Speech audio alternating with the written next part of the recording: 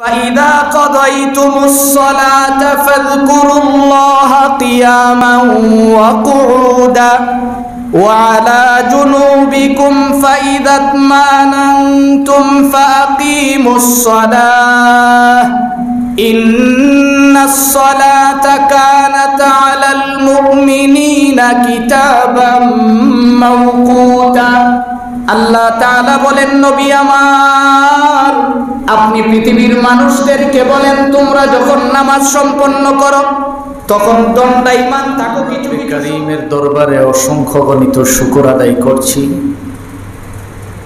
যিনি অত্যন্ত দয়া করে মেহেরবানি করে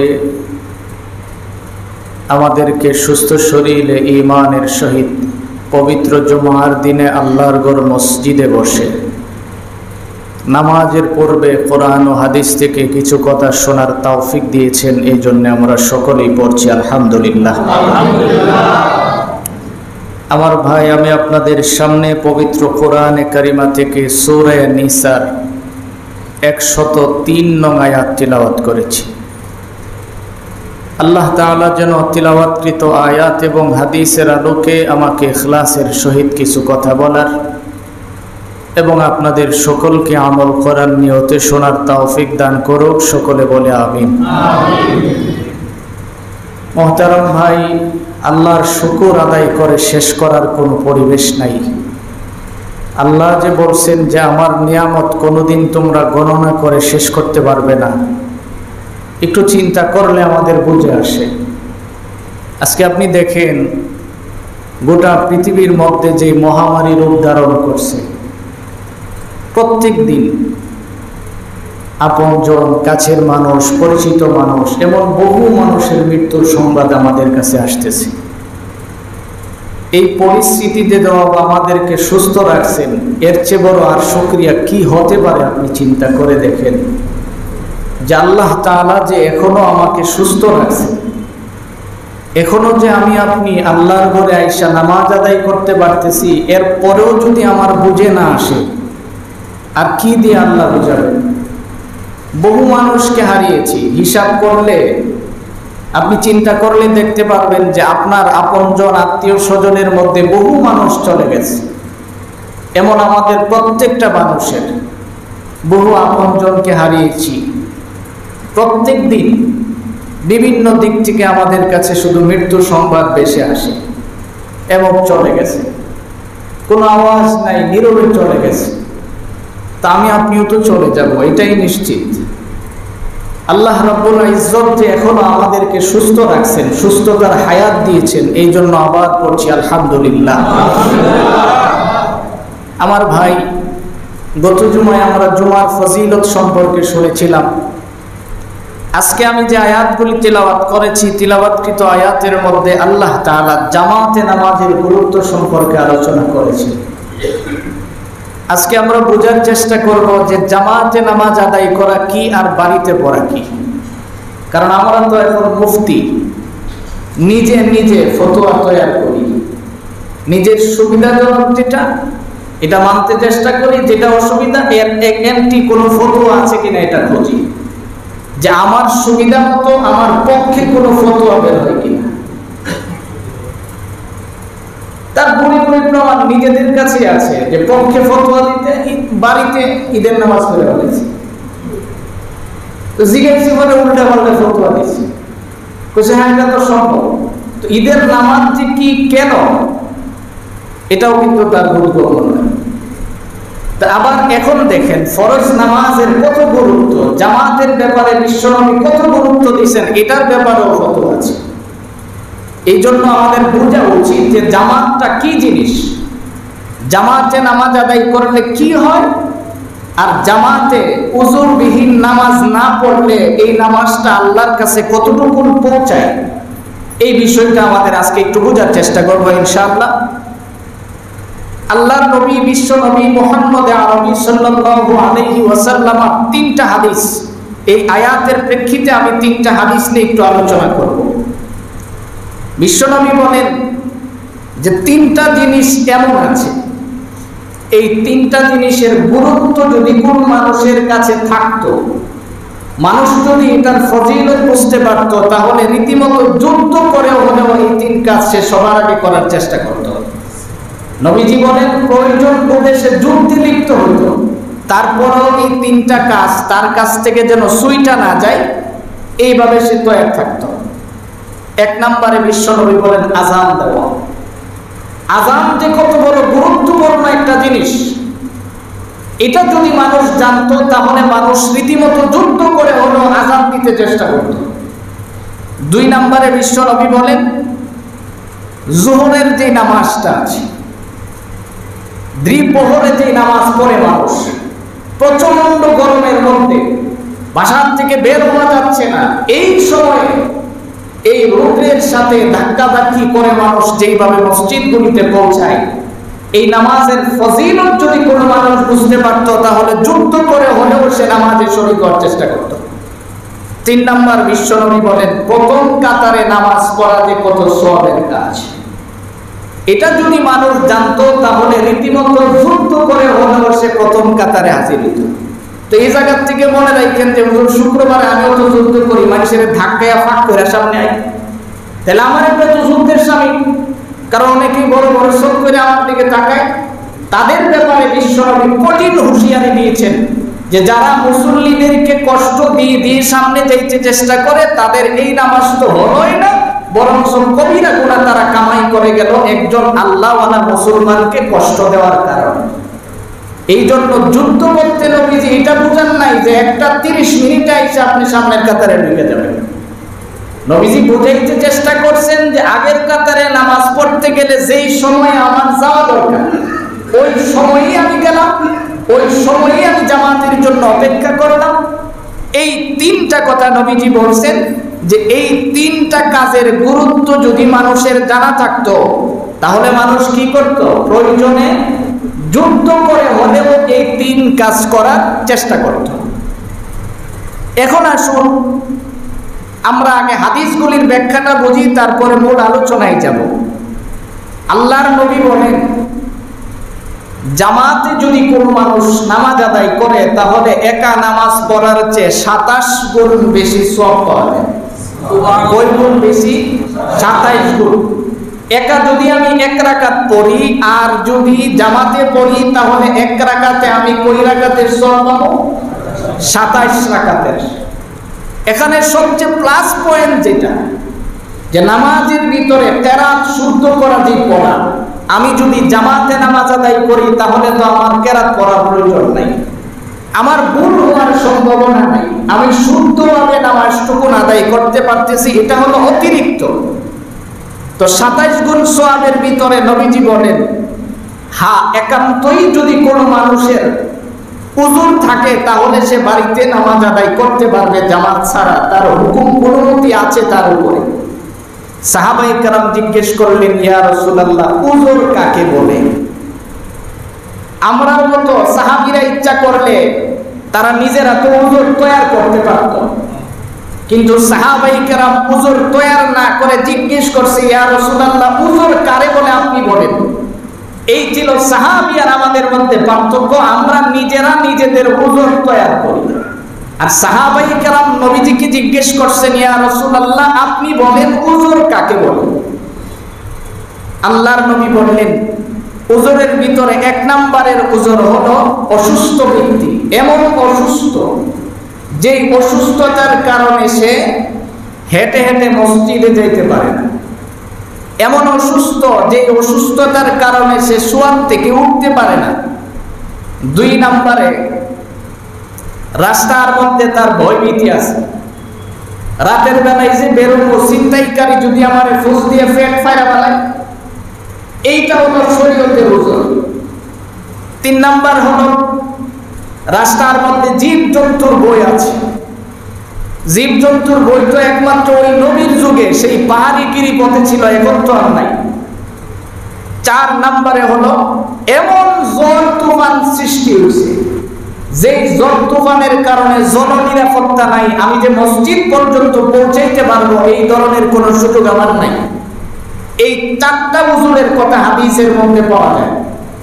আল্লাহর নবী বলেন যে এই 4টা উযুর যদি কোনো মানুষের থাকে সে যদি জামাত তরক করে নামাজ বাড়িতে আদায় করে তাহলে তার নামাজ হয়ে যাবে, কোনো অসুবিধা নেই।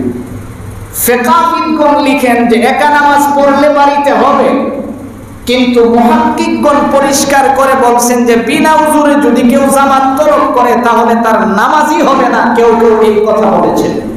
আবার অনেকে বলছেন হ্যাঁ নামাজ হয়ে যাবে, যেহেতু জামাত এটা স্পেশালি সওয়াবের কাজ। তাহলে আমরা যেই জিনিসটা এখান থেকে নিব, নামাজ জামাতের সহিত পড়াটাই আমার জন্য গুরুত্ব দিতে হবে। কেননা এই হাদিসেই বিশ্বনবী বলেন উযুর ছাড়া যদি কেউ নামাজ জামাত ছেড়ে দেয় তাহলে সুন্নতে মুআক্কাদা ছেড়ে দিলে যে গুনাহ হবে তার জামাতে নামাজটা ছেড়ে দেওয়ার কারণে এই জাতীয় গুনাহ তার হবে। নামাজের হক আদায় হবে, কিন্তু সুন্নতে মুআক্কাদা যেটা ওয়াজিবের কাছাকাছি, ওয়াজিবের পরের স্থান, সুন্নতে মুআক্কাদা ছাড়লে তার যেই গুনাহ হবে এই পরিমাণ গুনাহ তার হবে। তাহলে এখন হিসাব মিলায়া দেখেন যে আপনি নামাজ আদায় করলেন, তারপরও কিন্তু সুন্নতে মুআক্কাদা তরকের গুনাহ একটা আপনার রয়ে গেল। এর জন্য ফকি আবু নাঈস সমরকন্দি রাহমাতুল্লাহ আলাইহি লিখেন যে যদিও নামাজ আদায় করার কারণে জান্নাতে যাবে, কিন্তু সুন্নতে মুআক্কাদা ছাড়ার কারণে দীর্ঘ সময় পর্যন্ত জাহান্নামের আগুনে জ্বলা পুড়া তারপরে সে জান্নাতে যাবে। তাহলে আপনার কাছে আমার প্রশ্ন, নামাজের জন্য সুন্নতে মুআক্কাদা ছাইরা আমার যদি জাহান্নামে জ্বলেই যাইতে হয়, আমি তো নামাজ আদায় করছি, তাহলে আমি একটু জামাতেই পড়ি। জামাতের সহিত পড়লে তো আর এই গুনাহটা আমার হলো না। আসুন ৩ নম্বরে বিশ্বনবী মুহাম্মদুর রাসূলুল্লাহ সাল্লাল্লাহু আলাইহি ওয়াসাল্লামের সেই ঐতিহাসিক হাদিসটা একটু শুনি। আল্লাহর নবী পৃথিবীর থেকে যখন বিদায় হয়ে গেলেন, নবীজির জীবনের শেষ নামাজ জামাতে এটা ছিল মাগরিবের নামাজ। এটা বিশ্বনবীর জীবনের শেষ নামাজ, মাগরিবের নামাজ জামাতে আদায় করলেন মসজিদে।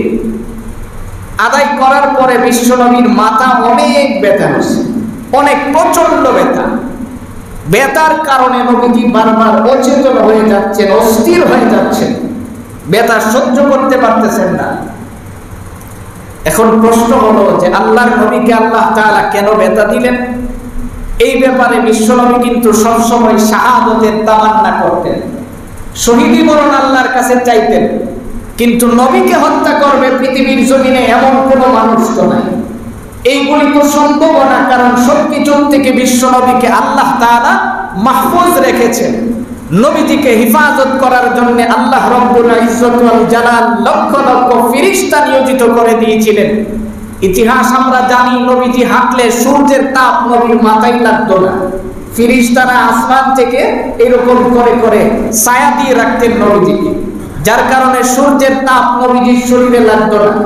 সেই নবীকে হত্যা করার মতো পৃথিবীতে কোনো মানুষ তৈরি হয় নাই। আল্লাহ বিশ্ব নবীর শাহাদাতের তামান্নাটা পুরা করার জন্য ব্যথাটা দিয়েছেন। ইমাম ফখরুদ্দিন রাজি রহমতুল্লাহ আলাইহি লিখেন এই ব্যথাটা হওয়ার আরেকটা কারণ আমরা জানি বিশ্ব নবীকে এক ইহুদি গোশত খাওয়াইছিল, বিষ মিশ্রিত গোশত।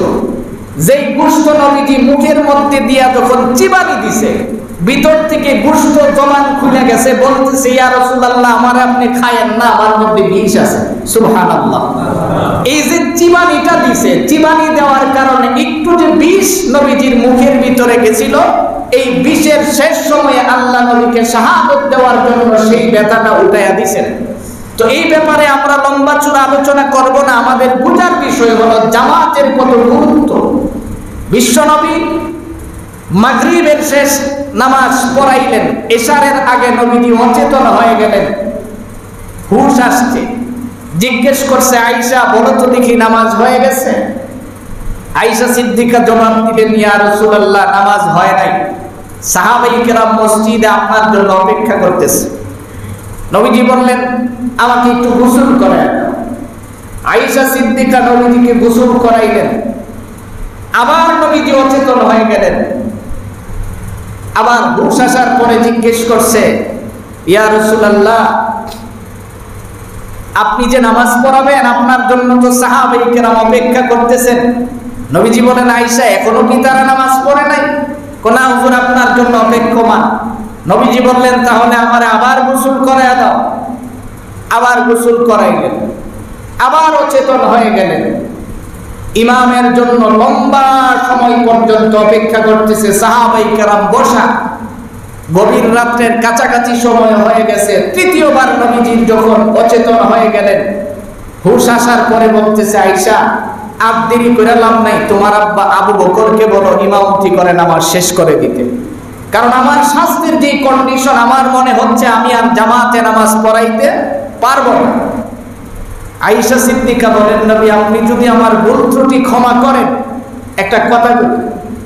আস্তে করে নবীজির মুখের মধ্যে, নবীজির কানের কাছে আয়েশা মুখটা লাগায়া বলে, ইয়া রাসূলুল্লাহ, আমার আব্বা কিন্তু খুব দুর্বল মানুষ, আমার আব্বা অত্যন্ত নরম মানুষ, আপনার বিছনায় আমার বাবা দাঁড়াবে এটা আমার বাবা সহ্য করতে পারবে না, আপনার বিছনায় দাঁড়ায় আমার বাবা নামাজ পড়াবে এটা তার বরদাস্ত হবে না।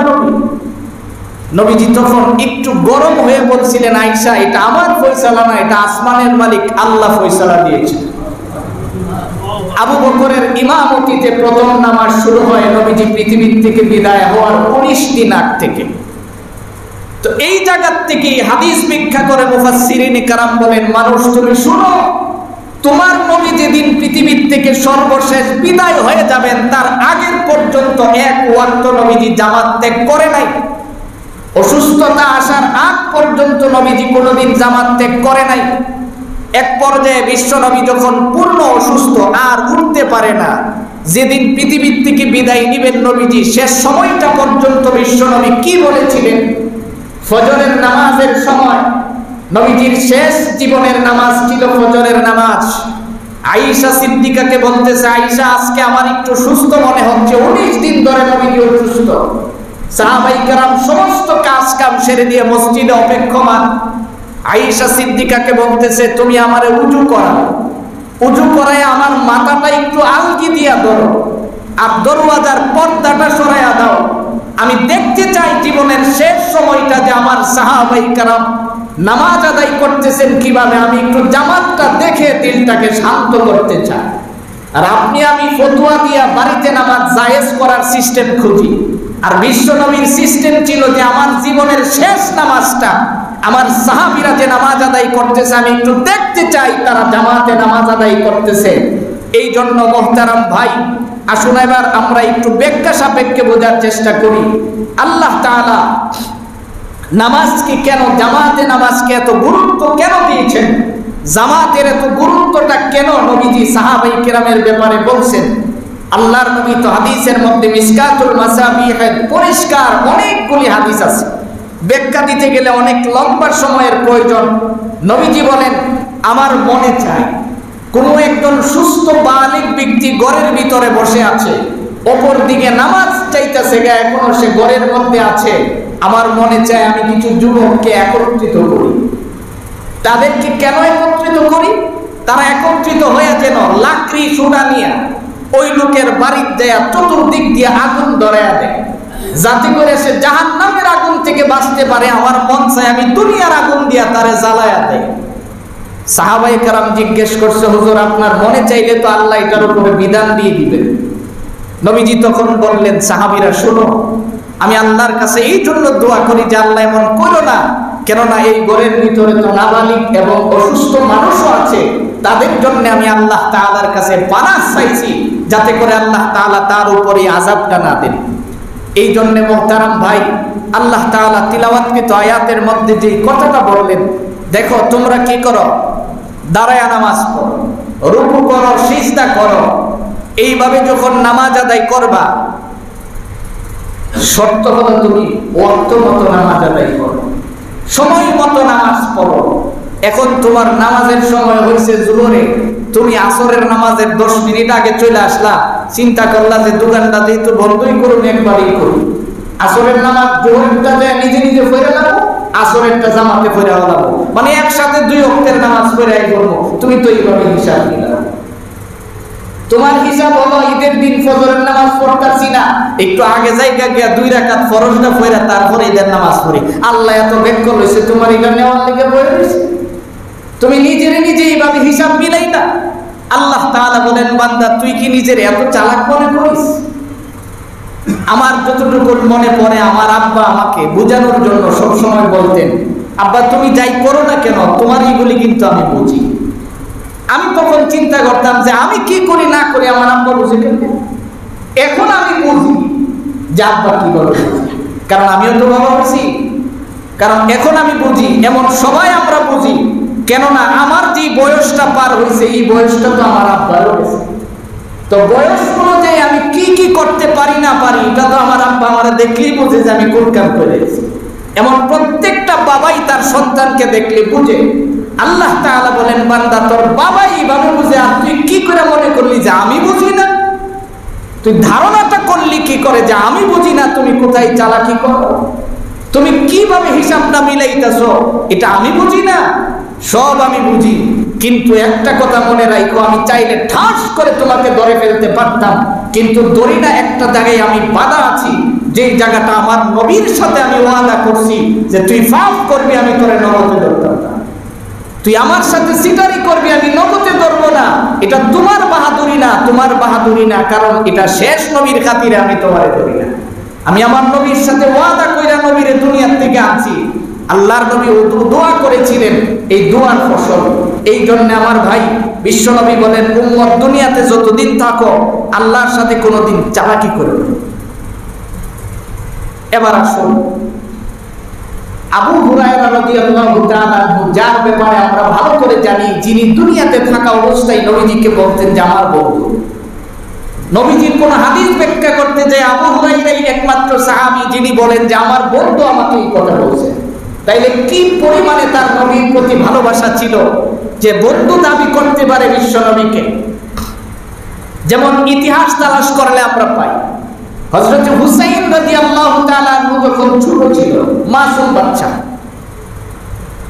হযরত ওমরের ফারুকের ছেলে আব্দুর রহমান, তার সাথে একদিন, বাচ্চা মানুষ তো দুষ্টামির চলে, তাদের ঝগড়া হয়েছে।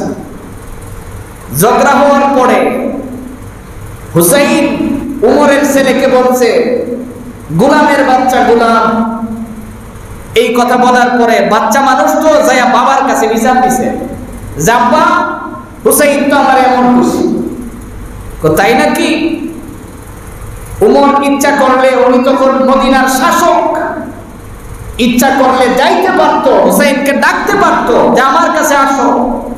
এই কথা না বইলা হুসাইন তার কাছে, ওমর নিজে গেছে তার ছেলেটাকে নিয়ে, যা বলতেছে, হুসাইন আপনি কি আমার ছেলেকে এই কথা বলছেন? নবীজির নাতি, সে তো মিথ্যা কথা বলবেই না। সুন্দর করে বললেন যে হ্যাঁ আমি বলছি। তাইলে একটু কষ্ট করে যদি আপনি একটা কাগজে লেখা দিতেন কথাটা, আপনি যে বলছেন এই কথাটা যদি একটু কাগজের মধ্যে লিখে দিতেন। হুসাইন বললেন, দেন কাগজ লিখে দেন। কাগজের মধ্যে লিখে দিলেন। ওমরের ছেলে তাকায়া বলে, আব্বা তুমি তার বিচার করলে না? ওমর চোখের পানি ছেড়ে দিয়ে বলতেছে, দেখো আমি তো সারাটা জীবন শুধু এটার জন্যই কাটাইছি।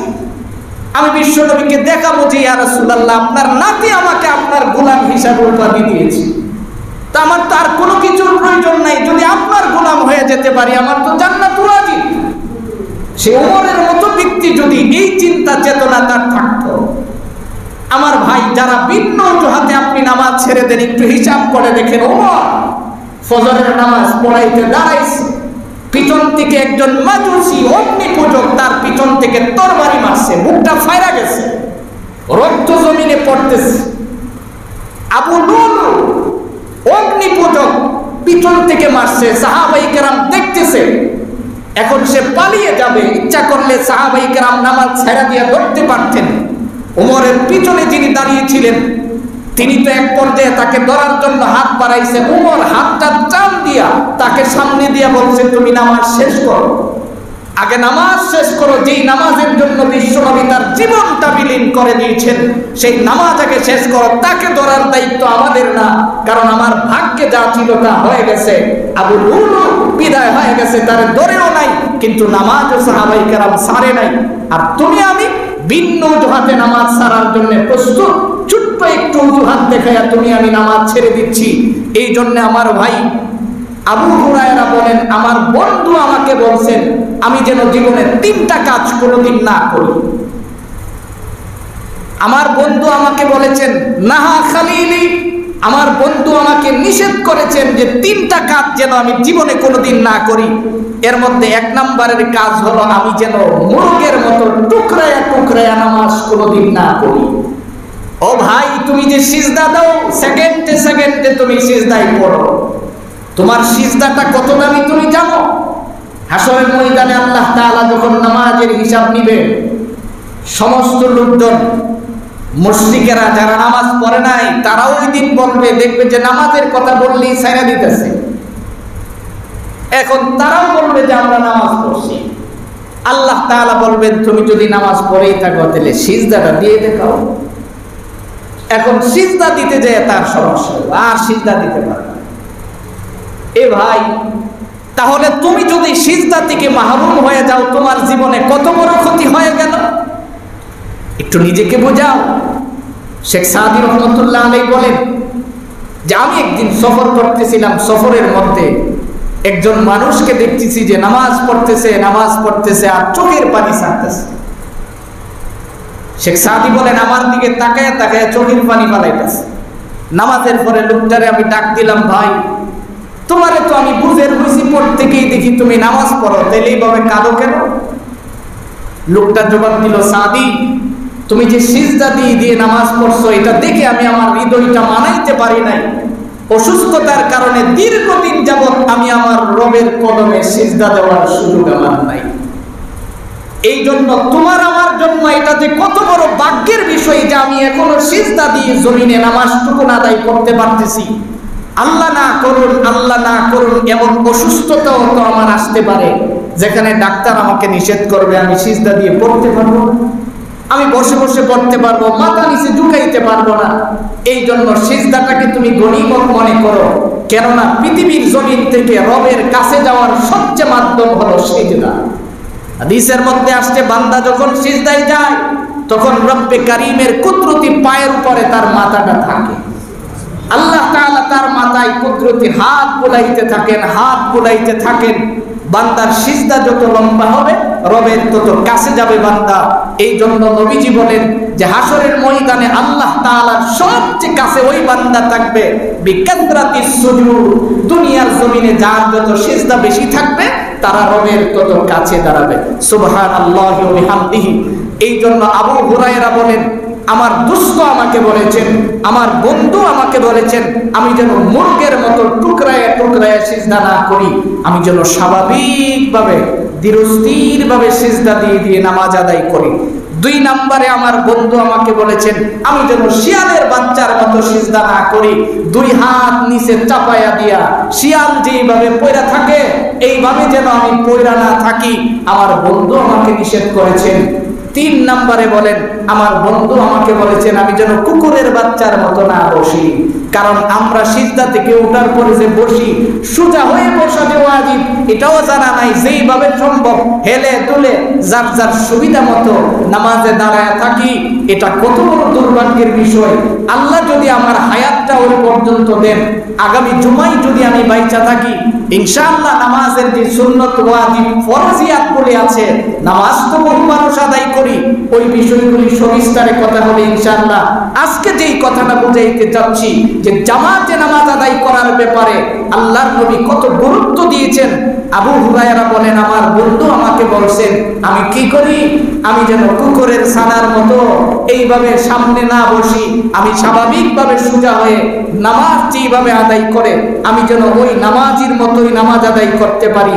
তারপরে আসুন বিশ্বনবী মুহাম্মদুর রাসূলুল্লাহ সাল্লাল্লাহু আলাইহি ওয়াসাল্লাম লম্বা এক হাদিস, মিশকাতের হাদিসের মধ্যে সার কথা নবীজি 5টা বলেছেন।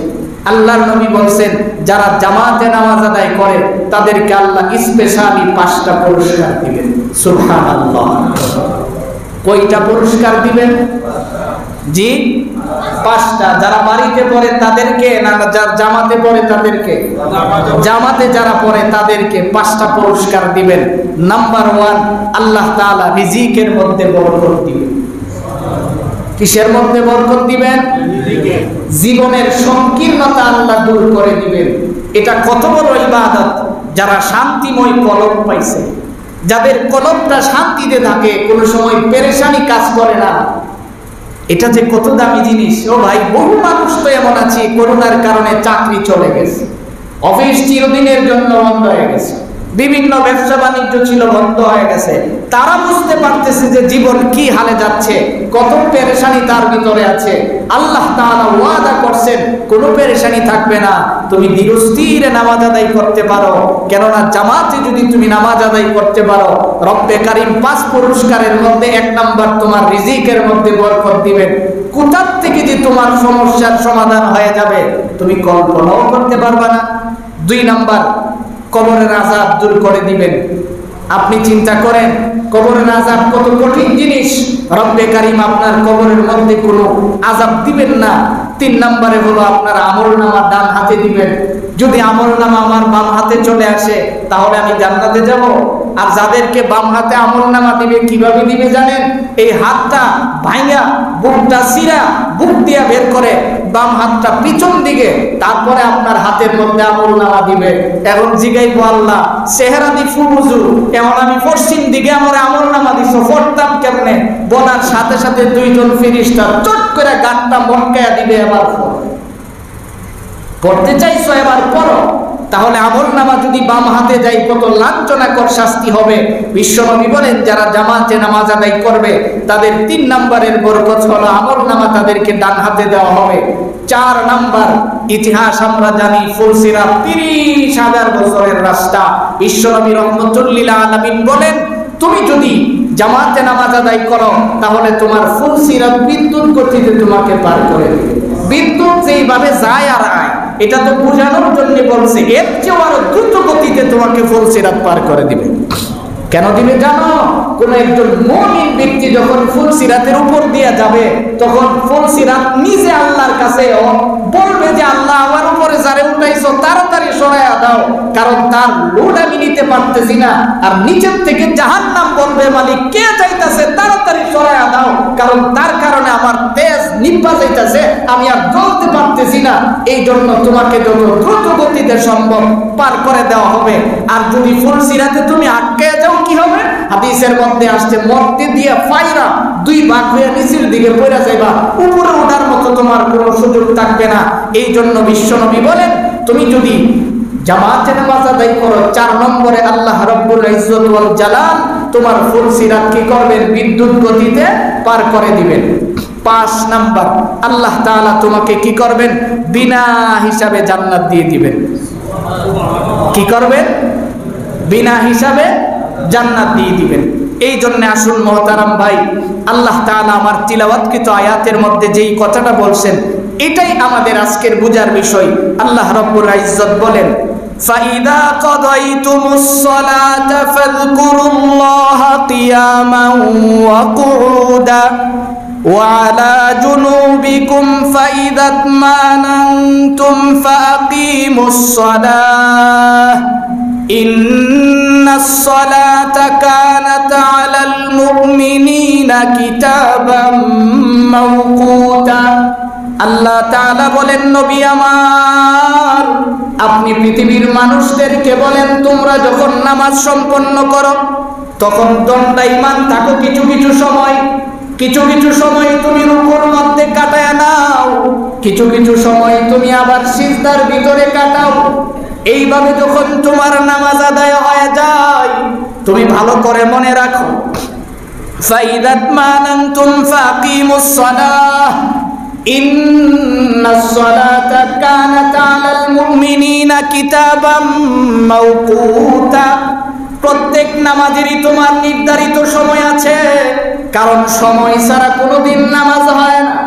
আল্লাহর নবী বলেন উম্মত শুনো, একজন মানুষ ফজরের নামাজ যখন মসজিদে আদায় করে, যোহরের নামাজের আগে যদি তার ইন্তেকাল হয়ে যায়, এই লোকের উপরে যেমন যোহরের নামাজ ফরজ হয় না, ঠিক তেমনি ভাবে প্রত্যেক নামাজের নির্ধারিত সময় আছে। তুমি নামাজ আদায় করো, নির্ধারিত সময় অনুযায়ী নামাজ আদায়